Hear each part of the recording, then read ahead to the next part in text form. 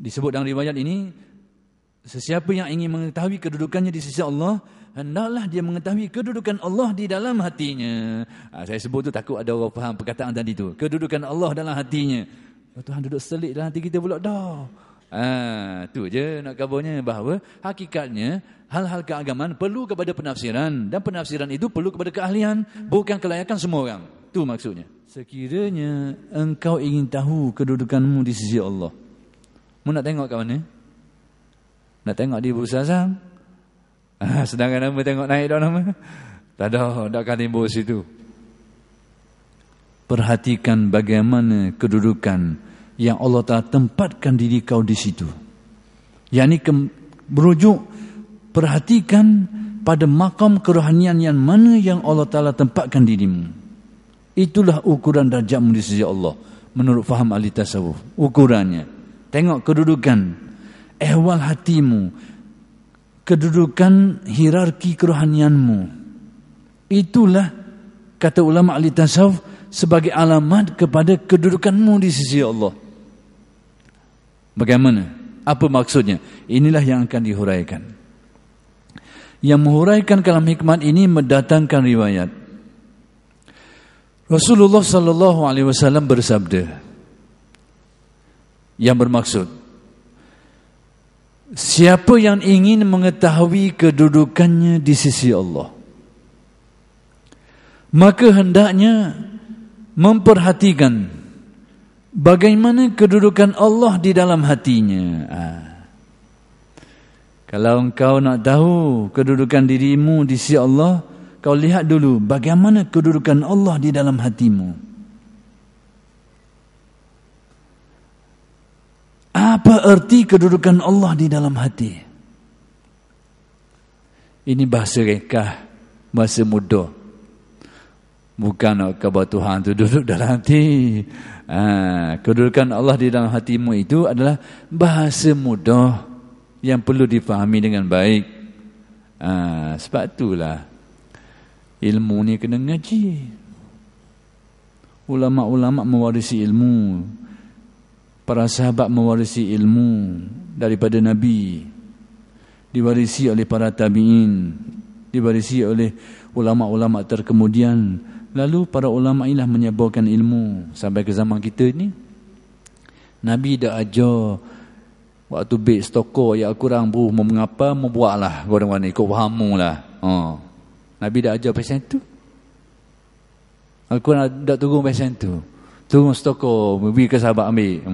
Ambil balik, mugiah mana-mana. Membaca lah. Membuat amal lah. Quran, kembalilah. Ni kalam Allah. Bukan pasal tu. Bukan pasal tu cara dia. Al-Quran perlu kepada penafsiran. Dan menafsirkannya perlu kepada keahlian. Keahlian. Keahlian. Berarti perlu kepada kelayakan, kepakaran. Kalau dibuka ruang ini kepada orang ramai, berat. Kepada orang ramai yang tidak cukup kelayakan. Masalahnya zaman kita ni, zaman orang rasa ramai dia layak. Ini nyakit. Kalau betul-betul layak, tak kisah. Kita pun nak ikut. Tapi biarlah keilmuan dirinya tu betul-betul mantap dan teguh, dan orang iktiraf, orang aku. Ni orang dah iktiraf mana? Kita ni lebih. Kita ni lebih berasa macam tahu serba-serbi. Ni nyakit hari ni. Nyakit. Bukalah hadis Nabi. Antara penyakit-penyakit akhir zaman, ada kelompok di akhir zaman yang merosakkan agama, ada dua. Satu dari luar, satu dari dalam. Hak merosok agama. Hak dari luar tu mana? Seperti yang sedia maklum, musuh-musuh Islam dari kalangan musyrikun, kufar, yang memang sejak dari dulu sampai bila-bila memang kerjanya untuk merosakkan agama. Kelompok-kelompok musyrikun, golongan mulhidun, ateis yang syirik, kufar, macam-macam lagi. Mereka ni sejak dulu lagi berlawang, tak suka dan suka merosakkan. Tapi berdasarkan riwayat hadis, keterangan-keterangan yang diberikan oleh para ulama, ternyata di akhir zaman dugaan untuk agama ini bukan saja datang dari luar, tapi juga datang dari dalam. Mudah-mudahan Allah Ta'ala melindungi kita daripada termasuk kelompok-kelompok seperti ini. Dan macam mana nak tahu? Hadis-hadis Nabi memberitahu alamat-alamat. Nak cerita sikit alamat-alamat ni. Cuba perhati alamat. Antara alamat-alamat, hadis ini panjang, tapi saya pun tak ingat mana hadis ni matang di setir-setir. Tapi nak ingat, nak kemukakan beberapa yang disebut, beberapa perkara dalam sejumlah hadis-hadis Nabi yang banyak menyebut tentang perkara ni. Antara aspek yang berkait dengan ni, iaitu kamu merasa kagum terhadap mereka, dan mereka kagum terhadap diri mereka juga. Benda maksud. Kita ni tengok kelompok ini kagum kehebatannya. Yang ni gambaran-gambaran keislamannya, kita tak nak challenge dia. Bukan, kita rasa rendah diri. Kamu merasa kagum terhadap mereka, kata Nabi. Yang ni dari segi aspek penampilan, gambaran zahir keislamannya memang mempersonakan, menarik perhatian. Kita merasa rendah diri tengok dia. Dah padam masa, dah kita ni bukan. Kerana penampilan yang sangat baik, gambaran zahir Islam yang sangat baik, yang sangat menarik. Tapi cenderungnya kat mana? Kamu merasa kagum terhadap mereka, dan mereka pun merasa kagum terhadap diri mereka. Nyakitnya bagi situ. Mereka merasa kagum terhadap diri mereka. Kita, tak apalah kita tengok orang lebih baik, memang biasalah gitu. Tapi kelompok ini bukan saja gitu, kita dah tengok kagum. Mereka juga memandang kagum terhadap diri sendiri. Ni nyakit dia. Nyakit apa dia? Nyakit rosok sini. Rosok sini. Hak sepatutnya ke mana? Kita pandang kagum terhadap mereka, mereka merasa tawadhu. Mereka merendah diri. Itu yang sepatutnya. Itu yang sepatutnya. Orang lain pandang kagum terhadap mereka ini, tapi mereka sendiri penuh dengan tawadhu. Kerana merasa rendah diri. Itu jiwa yang sihat.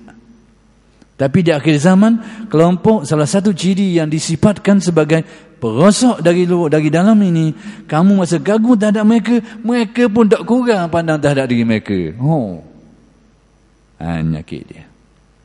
Maka sebab itulah tak heran Ubadah bin Samit yang menjadi perawi kepada hadis berkait dengan ilmu yang akan diangkatkan oleh Allah di akhir zaman ni, bila dia memberitahu kepada generasi perawi selanjutnya itu, dia kata antara ilmu-ilmu awal yang akan diangkatkan oleh Allah adalah al-khusyu', ilmu khusyu'. Ilmu mungkin berkembang, tapi hak kurang semua ilmu khusyuk, ilmu tentang kejiwaan. Hak ni kau kurang. Hak lain berkembang. Kejiwaan malap, kau malap. Itu bendanya. Jadi sekarang hak nak ceritanya tadi ya, bahawa bila disebut dalam riwayat ini, sesiapa yang ingin mengetahui kedudukannya di sisi Allah, hendaklah dia mengetahui kedudukan Allah di dalam hatinya. Saya sebut tu takut ada orang faham perkataan tadi tu. Kedudukan Allah dalam hatinya. Tuhan duduk selit dalam hati kita pula dah. Tu je nak kabarnya, bahawa hakikatnya hal-hal keagamaan perlu kepada penafsiran, dan penafsiran itu perlu kepada keahlian, bukan kelayakan semua orang. Tu maksudnya. Jadi apa erti kedudukan Allah di dalam hatimu?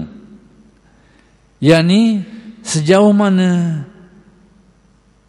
kedekatan Allah di dalam hatimu.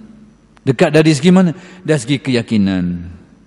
Apakah Allah itu lebih dari diyakini, atau makhluk-makhluk semua ini? Itu ukurannya. Apakah Allah itu lebih dipercayai, lebih diharapkan, ataukah makhluk-makhluk yang menjadi sebab-sebab ini, atau bagaimana? Apakah Allah itu lebih diyakini di dalam hatinya atau tidak? Ukuran itu.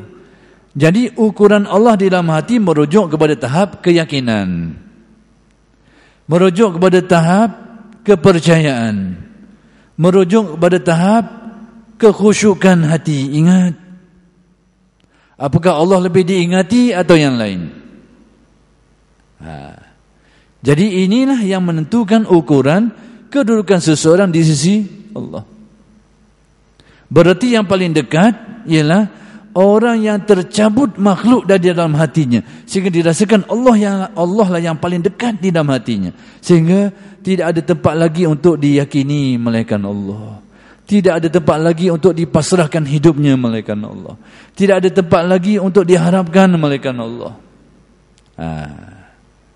Itulah yang menentukan ehwal hati dekat atau jauh di sisi Allah. Dipandang dari segi keyakinannya, ingatannya, pandangan mata hatinya, musyahadah hatinya. Apakah Allah itu lebih terang pada pandangan hatinya, atau sebab musabab ini yang menjadi yang lebih terang pada pandangan hatinya? Jadi inilah ehwal-ehwal yang dikatakan bagaimana kedudukan Allah di dalam hatinya, merujuk kepada makna-makna tadi. Jadi itulah juga sebagai petanda kedudukan seseorang di sisi Allah Subhanahu wa taala.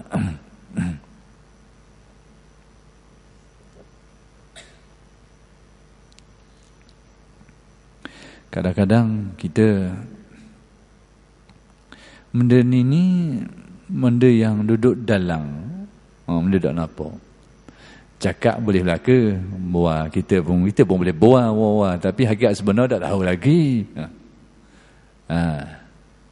Tidak tahu lagi. Kadang-kadang hakikatnya kita ni goliknya bukan tak percaya kepada Tuhan, tapi makhluk itu lebih dekat daripada Tuhan dalam hati kita. Sebab musabab itu lebih mencengkam hati daripada ketentuan Allah. Kita lebih bimbang, lebih takut dengan asbab.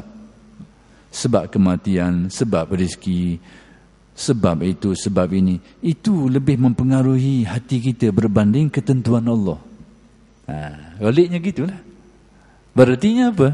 Artinya Allah itu lebih jauh dari hati kita berbanding segala makhluk-makhluk ini. Artinya kedudukan kita jauh lah. Kedudukan kita di sisi Allah jauh. Bahasa mudahnya.